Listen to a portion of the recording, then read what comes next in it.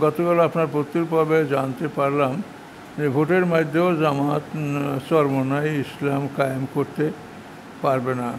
সেই বক্তব্যে আরও জানতে পারলাম যে ইসলাম ইমাম মাহদি আসার আগ পর্যন্ত পৃথিবীতে ইসলাম কায়েম হবে না। তাহলে বর্তমান আফগানিস্তানে ইসলামী খেলাফত পদ্ধতিতে শাসন চলছে, তাকে ইসলামী শাসন ব্যবস্থা নয়।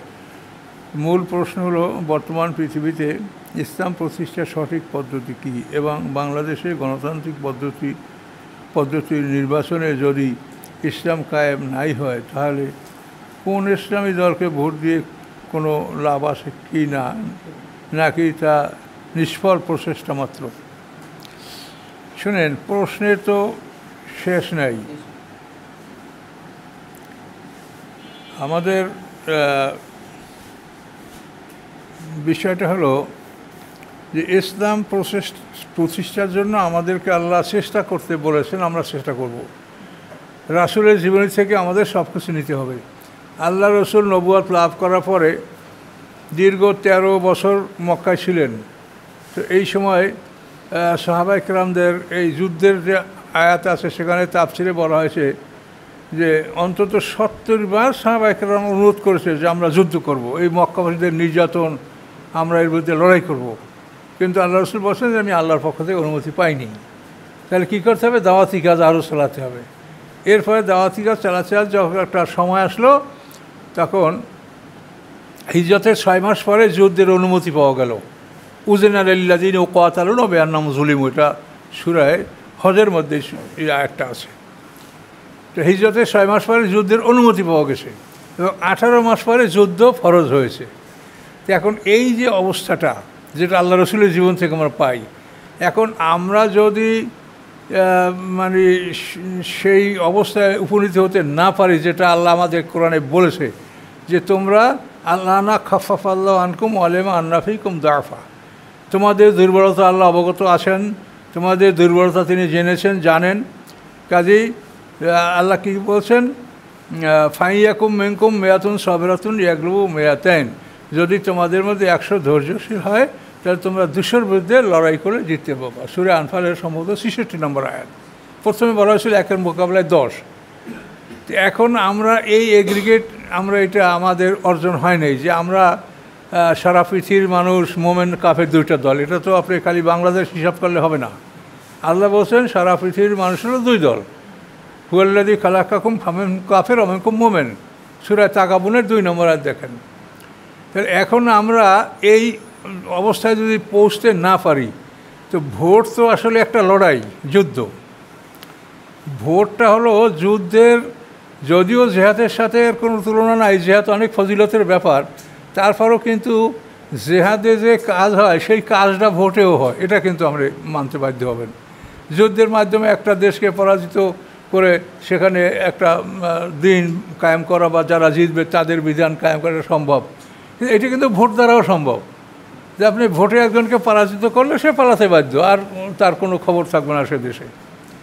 তাহলে এই জন্য বর্তমান বিশ্বে এই যুদ্ধের পরিবর্তে তারা ভোটকে তার একটা সাবস্টিটিউট হিসাবে তারা মনে করেন যে এইটা ভোট। আর এখানে আল্লাহ রসুলের যে হাদিস আছে, সেখানেও আপনি দেখেন, সেখানে বলা আছে, আল্লাহ রসুল বলেছেন যে মান রামিনকুম মুনকারান ফালিয়ুগাইয়িরহু বিয়াদিহি, তোমরা যদি শরিয়ত বিরোধী কোনো কার্যকলাপ দেখো, সম্ভব হলে তোমরা ইয়াদুন মানে কুয়াত, শক্তি, তুমি শক্তি দ্বারা প্রতিহত করো। যদি না পারো তা ভাবে লেসানি, তাহলে মুখে বলো, তাও যদি না পারো ভাবে কালবি ওয়া যালিকা আযাফুল ঈমান। এটা তো আল্লাহ রসুলের হাদিস।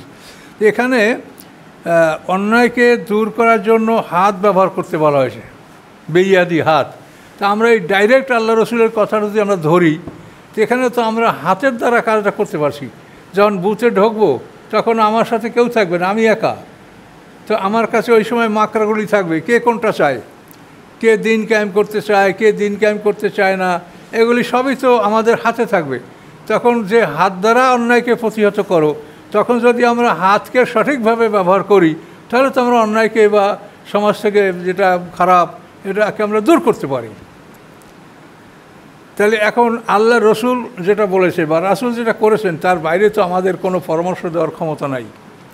কাজে আমরা যদি সেখানেও যদি জয়যুক্ত হওয়ার কোনো সম্ভাবনা আমাদের নাই থাকে, তাহলে আমরা আবার সেই মানে প্রথম যুগের দিকে ফিরে যেতে হবে যে আমরা দাওয়াতি কাজ বেশি করতে থাকি। আমাদের তো দিন কায়েমের চেষ্টা থেকে আমরা তো নীরব থাকতে পারবো না, ওটা ছেড়ে দিতে পারবো না, তো ফরজ। কাজে আমাদের দাওয়াতি কাজ ব্যাপক হারে আমাদের করতে হবে, যাতে অন্তত পৃথিবীর মুসলমানদের বা সমগ্র পৃথিবীর যে মানুষের, যেটা আল্লাহ কোরআনে বলেছেন যে 3-এর 1, ওরা 2 আমরা 1, একশোর মোকাবেলা 2, এই অবস্থায় পুষতে পারলে তখন ভোট বিপ্লব এইটা আমাদের জন্য ফরজ হবে। আর এখন যদি আপনি ভোট করেন বা নির্বাচন করেন, গণতান্ত্রিক পদ্ধতিতে ইসলাম কায়েম হবে না, এটা তো আপনারা নিশ্চিত, এটা বুঝতেই পারছেন, যেহেতু এখানে মেজরিটি হবে না। আল্লাহ তো কোরআনে বলেই দিয়েছেন যে অধিকাংশ লোক মোমেন হবে না। কাজে অধিকাংশ লোক যখন মোমেন হবে না, তখন মেজরিটি কোনো দিন গণতান্ত্রিক পদ্ধতি কোনো দিন আল্লাহর দিন কায়েম হবে না। এটা 100% সত্য, এটা আপনারা একটু চিন্তা করলে বুঝতে পারেন। তাহলে আমাদেরকে কোরআনে যা বলেছে, আল্লাহ রসুল যা বলেছে, এতে আপনি কি বুঝতে পারছেন সেটা আপনি দেখেন। যে আপনার হাতকে ব্যবহার করা, এটা তো মানে যুদ্ধের একটা বিকল্প। তা আপনি এখানে হাত ব্যবহার করে কি করতে পারছেন? যদি নাই পারেন, তাহলে আপনি প্রতিযোগিতায় নেমে কী লাভ হবে আপনার? আফগানিস্তান সম্পর্কে বলছেন, আফগানিস্তান সম্বন্ধে আপনার যদি জানা থাকে তো আপনারা বলতে পারেন, আমার জানা নেই। আফগানিস্তান যে ইসলাম কায়েম হয়ে গেছে বা তারা সম্পূর্ণ দিনের উপরে আছে, এটা বলা আমি বলতে পারবো না। এটা আপনারা জানলে আপনি বলেন। কাজে এটা জানেন, তারপর বলেন। এবং এগুলির প্রতি আন্তর্জাতিক বহুত কিছু আছে, এটা মানে এখনই আপনি এটা দেখে রায় দিয়েন না যে এটা ইসলাম কায়েম হয়ে গেছে। এটা আন্তর্জাতিক শক্তিরা আছে, তারা যে কোনো মুহূর্তে মনে করলে এটাকে তারা হামলা করতে পারে, এবং সেই হামলা যদি আফগানিস্তানের প্রতিরোধ করার ক্ষমতা থাকে, তখন বলবেন যে আফগানিস্তানে দিন কায়েম হয়েছে, তার আগে বলিয়েন না। আর শত্রুদেরকে আপনি মনে করিয়েন না যে তারা আপনার থেকে ছেড়ে দিয়েছে এবং ছাড়িয়ে চলেই গেছে, এটাও মনে করবেন না। তার কারণ শত্রুদের সম্পর্কে কোরআনে আল্লাহ যে কথাগুলো বলেছে সূরা তওবার মধ্যে, সেগুলো আপনারা দেখেন। তো এই জন্য আমি যতটুখানি বুঝি, আপনারাও তো চিন্তা করবেন, আপনারাও জ্ঞান মানুষকে দান করবেন, এটা সবারই অধিকার আছে। কিন্তু আমি কোরআন হাদিস থেকে, আল্লাহর কোরআন, রাসূলের হাদিস এবং রাসূলের জীবন থেকে আমি যেটা পাচ্ছি সেটা আপনাদেরকে বলছি। যে এখন আমাদের জন্য যে পরিস্থিতি, এতে নির্বাচন ফরজ না, তবে জায়েজ, আপনি করতে পারেন। কিন্তু ফরজ হবে যখন আপনি 3-এর 1 উপনীত হতে পারবেন। তখন যদি আপনি নির্বাচন না করেন বা বিপ্লব না করেন বা যুদ্ধ না করেন, তখন আপনি আল্লাহর কাছে দায়ী থাকবেন। যেটা কোরআনে আল্লাহ বলে দিয়েছেন যে তোমরা যদি তোমার 1-এর মোকাবেলা 2 হয়, তখন তোমরা ময়দান ত্যাগ করতে পারবে না, এটা আল্লাহ কোরআনে বলেছেন। আর সেই অবস্থায় না ফসা পর্যন্ত আমরা যে একেবারে বসে থাকবো তা না। কেন মানুষ নামাজ পড়ে দিনের বিরোধিতা করে, এটা বুঝাবেন না আপনারা মানুষকে? এইটা ভালো করে বোঝাবার চেষ্টা করেন আগে। কোন দলে ভোট দেবেন, কোন দলে দেবেন আপনি বলছেন। আমি বুঝি যে কোনো আল্লাহ তো কোনো এরকম দল করতে বলেন নাই। আকিমুদ্দিন আল্লাহ তাতাফাররাকু ফিহি, আল্লাহ বলছেন সবাই মিলে দিন কায়েম করো, মতভেদ করো না। তো এখন মতভেদ যখন করে, তখন আমরা মনে করবো যে আর প্রত্যেকটার মধ্যেই ত্রুটি। কেন করবে তারা? দিন তো একটাই, সেই দিন কায়েম করার জন্য আমি এতগুলো দল কেন? এতটুকু ছোট্ট একটা দেশে এতগুলো দল কেন? কিসের জন্য? এটার কোনো অনুমতি আছে এই দল করার? যদি অনুমতি থাকে তাহলে বলেন, আর যদি না থাকে তাহলে এরা কোন দলে ভোট দেবেন এটা তো আমার কাছে প্রশ্ন আপনারা করতে পারেন না। আপনার যদি কোনো দল পছন্দ হয় তো দেন, আর না দেয় তো না দেন। এখন আপনার ভোট দেওয়াটা ফরজের মধ্যে যায় নাই। ভোট দেওয়া ফরজ হবে কখন? যখন 3-এর 1 লোক এদেশে সারা পৃথিবীর বুকে আল্লাহর দিনের পক্ষে আসবে। আর যদি তা না আসে, তাহলে ওই আয়াতে যাইতে হবে, কাম্মেম ফিয়াতেন কালিরাতেন গালাবাত ফিয়াতেন কাসিরাতাম বিইজনিল্লাহ। বহু ছোট ছোট দল বড় দলের উপরে জয়যুক্ত হয়েছে। কাজেই এরকম ছোট দল আল্লাহ তাআলা তাদেরকে বড় দলের উপরে জয়যুক্ত করবেন যখন ঈসা আসলাম আসবেন এবং মাঝে তখন। আর এখন আমাদের কাজ হলো ব্যাপকভাবে দাওয়াতি কাজ করা। একটা নামাজ পড়ে সে ইসলামের বিরোধিতা করে। আমি একদিন এই চাপাই নওয়াজে মাহফিলে যে আমাকে একটা ছেলে মোটরসাইকেল নিয়ে যাচ্ছে, এক মুরব্বী রিক্সায় যায়, ওর সাইকেল থামায় বলে, চাচা আমাদের ওখানে মাহফিল, হুজুর যাচ্ছে, তাফসির হবে, তাফসিরে যাবেন। তো উনি বললেন যে আমি তাফসিরে যাই না, তাফসির যারা করে তারা সন্ত্রাসী। আমার কানে শোনা কথা। তাহলে এখন ওই লোকটা মুখেও দাঁড়িয়ে আছে, সে মুসলমান, সে নামাজও পড়ে, কিন্তু তার অভিজ্ঞতা কি যে যারা তাফসির করে তারা সন্ত্রাসী। এগুলিকে বোঝাবার চেষ্টা করেন। আপনার কি এখন এই রাষ্ট্রীয় ক্ষমতা দখল করতে পারবেন কেউ, কোনো দল? আর আফগানিস্তান আপনার যেটা সিম্বল না, সেটা আপনি বলতে পারেন না যে সেটা একটা পূর্ণাঙ্গ ইসলামী দেশ এবং সেটা নিজেকে রক্ষা করতে পারে। ইসলামী রাষ্ট্র সৃষ্টি করার চাইতে রাষ্ট্রটা রক্ষা করা হলে সবচেয়ে বড় কাজ। আল্লাহ রসুল যদি মদিনা শহরকে রক্ষা করতে না পারতেন তাহলে আজ পৃথিবীতে ইসলামের চেহারা আমরা বোধহয় দেখতে পারতাম না। এই মদিনা শহরকে রক্ষা করার জন্য আল্লাহ রসুল কীভাবে যুদ্ধ করেছেন দেখেন, জীবনে 85টা যুদ্ধ করেছেন আল্লাহ রসুল সব মিলিয়ে।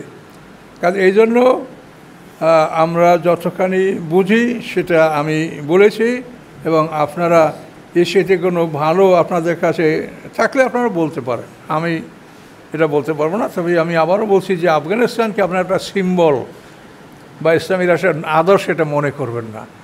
আফগানিস্তান একটা ছোট্ট দেশ এবং সেই দেশের ভৌগোলিক অবস্থা, মানুষের যে গঠন প্রণালী, সেইটা পৃথিবীর খুব কম দেশেই পাওয়া যায়, সেইটা পৃথিবীর অন্য কোথাও নাই।